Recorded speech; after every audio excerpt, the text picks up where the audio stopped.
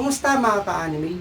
Paano kung isang araw, ang normal na mundo ay bigla na lang mabalot ng kakaibang uri ng real-life MMOR game o yung kailangan mong magpa-level para matalo ang mga kalaban? Pero, bago ko ito simulan, gusto ko lamang ipaunawa mga ka-anime na ang anumang uri ng karahasan ay hindi natin dapat gawin at lalong hindi natin ito dapat tularan.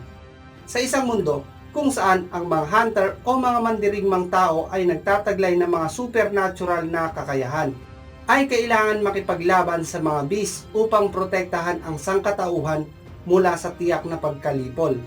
10 taon na ang nakakalipas nang bigla na lamang mag-ugnay ang aktwal na mundo at ang domain magic monster.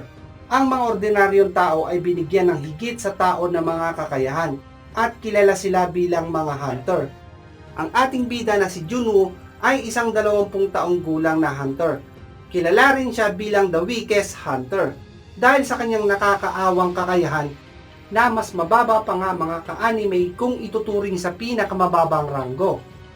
Sa kabila nito ay patuloy pa rin siya nanguhuli ng mga halimaw sa mababang ranggo ng gate para makatulong siya sa pagbabayad ng mga gastusing medical ng kanyang ina.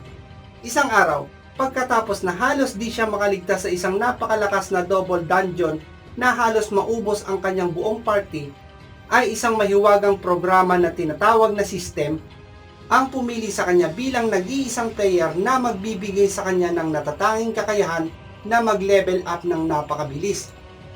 Ito ay isang bagay na hindi magagawa ng ibang hunter. Dahil mga ka-anime, ang kakayahan ng isang hunter ay nakatakda na. Iilan lamang ang may kakayahan na mas mahigitan pa ang lakas nila.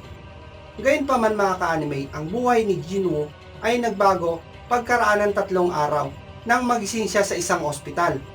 Nakita niya ang isang kakaibang screen na lumulutang sa kanyang harapan sa mga naglalaro ng isang game. Pamilyar na nga ang ilan sa mga tinatawag na quest. Sa ngayon nga mga ka-anime ay tanging si Junwoo lamang ang nakakakita ng screen sa kanyang harapan at kung ano ang nakasulat dito. Pero ang bawat quest dito ay kailangan niyang matapos ito sa takdang oras, kasama pa nga dito ang pagpapalakas sa kanyang pisikal na kakayahan. At sa oras na hindi niya ito matapos o magawa, ay sasailalim siya sa isang kaukulang parusa. Nang una, tila isa lamang itong malaking kalokohan, lalo na sa antas ng kakayahan niya. Pero nang tumagal, sa maikling panahong pagsasanay niya ay unti-unti nga itong lumakas at nahigitan niya pa nga ang iba pang hunter. Ngayon ka-anime, pag-usapan natin ang Second Awakening ni Junwoo. Ang Second Awakening na ito ay isa sa mga iilang pangyayari. Ang pangalawang paggising ay isa sa mga pinakamisteryosong aspekto ng solo leveling na direktang nakatali sa pinakamalalim na lihim ng unibersong ito.